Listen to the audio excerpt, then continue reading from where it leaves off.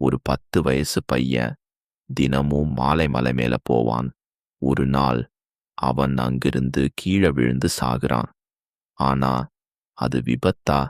இல்ல, யாரோ அவனை தள்ளினார்களா? குளிர் காற்று அடிச்சா கூட குலுங்குற ஒரு குடிசை. அந்த குடிசையில தான் வாழ்ந்தாங்க மாரியம்மா. அவங்க பையன் கார்த்திக் வாழ்க்கைன்னா அவங்களுக்கு அது ஒரு முடிவில்லா போராட்டம். கணவர் இருந்தாரு, ஆனா வீட்டுக்கு உதவவே இல்ல.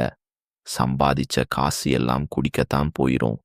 குடிச்சு வந்து சண்டை, சத்தம், அழுகை, அதுதான் அந்த வீட்டோட தினசரி. ஒரு நாள் அந்த குடிதான் அவரை எடுத்துச்சு. அவர் திடீர்னு உடம்பு சரியில்லாம விழுந்தார். மருத்துவமனைக்கு கொண்டு போனாலும் பயனில்லை. 6 மாசத்துக்குள்ள அவர் உயிரை இழந்துட்டார். அந்த நாள் முதல் மாரியம்மா மட்டும், அவங்க பையன் மட்டும், வாழ்க்கை முழுக்க இருட்டு மாதிரி மாறிடுச்சு. ஆனா அந்த இருட்டுல கூட ஒரு ஒளி இருந்தது. அது கார்த்திக் தான். காலை எழுந்ததும் இன்றி சாப்பாடு கிடைக்குமா இல்லையா தெரியாது. பல நாள்கள் இருவரும் பசியோட தூங்குவாங்க. சில நேரம் தண்ணி குடிச்சு வயிறு நிரப்புவாங்க. ஆனா மாரியம்மா ஒரு விஷயத்த மட்டும் விடல. என் பையன் படிக்கணும். அதுதான் அவங்க வாழ்க்கை கனவு.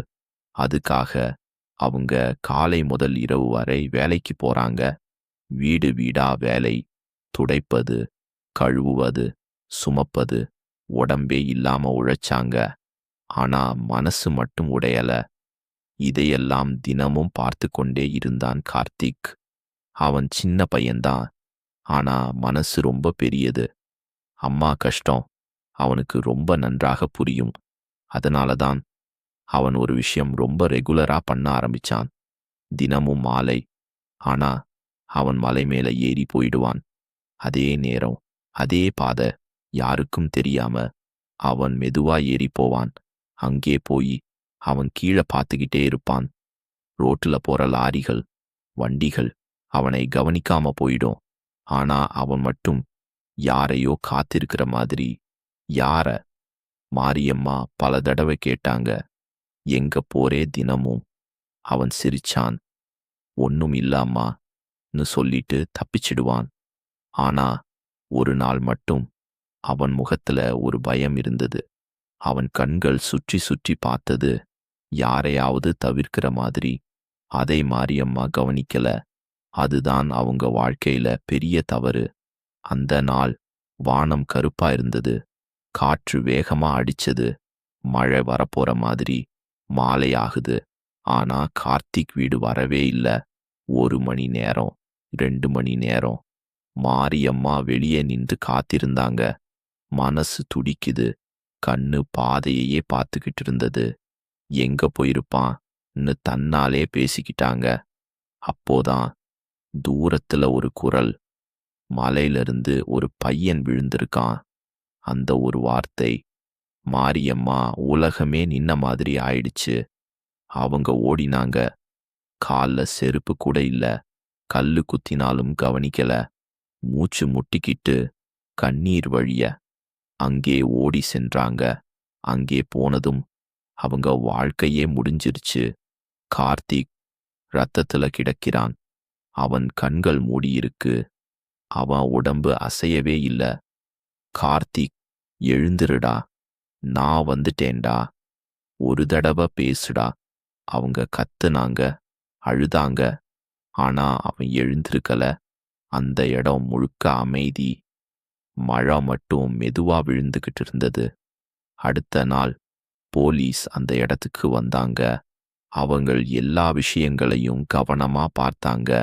ஒரு ஆபீசர் அந்த கல்லை எடுத்து பார்த்தார். அதுல சின்ன இரத்தக்கரை. அவர் முகம் சீரியஸா மாறிடுச்சு. இது சாதாரண விழுந்த மாதிரி தெரியலன்னு சொன்னார். அந்த வார்த்தை மாரியம்மா இதயத்துல குத்துச்சு. அந்த நேரம் ஒரு கிராமத்து மனிதர் முன்னாடி வந்தார். சார், நேத்து மாலையில ஒரு லாரி அங்க நின்னதுன்னு சொன்னார். போலீஸ் உடனே கேள்வி கேட்டாங்க. யாருடைய லாரி? தெரியல சார். ஆனா அந்த டிரைவர் ரொம்ப சஸ்பீஷியஸா இருந்தான்னு சொன்னார். அந்த ஒரு தகவல் இந்த சம்பவத்தை முழுக்க மாத்திடுச்சு. அப்போதான் கார்த்திக் ஷர்ட் பாக்கெட்ல இருந்து ஒரு காகிதம் கிடைச்சது. அத மெதுவா திறந்தாங்க. அதுல எழுதப்பட்டிருந்தது, அம்மா, நான் தினமும் மலை மேல போனது கீழே போற லாரி டிரைவர்ஸ் கிட்ட வேலை கேட்கத்தான், உங்களுக்கு சாப்பாடு வாங்கணும்னு. அந்த வரி படிச்ச உடனே மாரியம்மா முழுசா உடைஞ்சு போயிட்டாங்க. என்னடா இது, எனக்காக இவ்வளவு செய்தியான்னு அழுதாங்க. ஆனா அது மட்டும் இல்ல, அந்த காகிதம் கிழிஞ்சிருந்தது. கீழே இன்னொரு வரி. போலீஸ் அதை சரி பண்ணி படிச்சாங்க. அதுல, நேத்து ஒருத்தர் என்ன தள்ளுற மாதிரி அந்த ஒரு வரி அந்த இடத்துல இருந்த எல்லாரையும் சும்மா நின்ன மாதிரி ஆச்சு. அந்த ஒருத்தர் யாரு? அவன் வேலை கேட்கும்போது யாராவது கோவப்பட்டாங்களா? அல்லது அவன் ஏதாவது ரகசியம் பார்த்துட்டானா? அந்த லாரி டிரைவர் தான் காரணமா? அல்லது இன்னும் யாராவது இருக்காங்களா? இந்த கேள்விகளுக்கு பதில் கிடைக்கல. ஆனா ஒரு உண்மை மட்டும் தெரியும். கார்த்திக் விழுந்தது மட்டும் இல்ல, அவனை யாரோ தள்ளி இருக்கலாம். சில கதைகள் முடிவே இல்லாம இருக்கும்.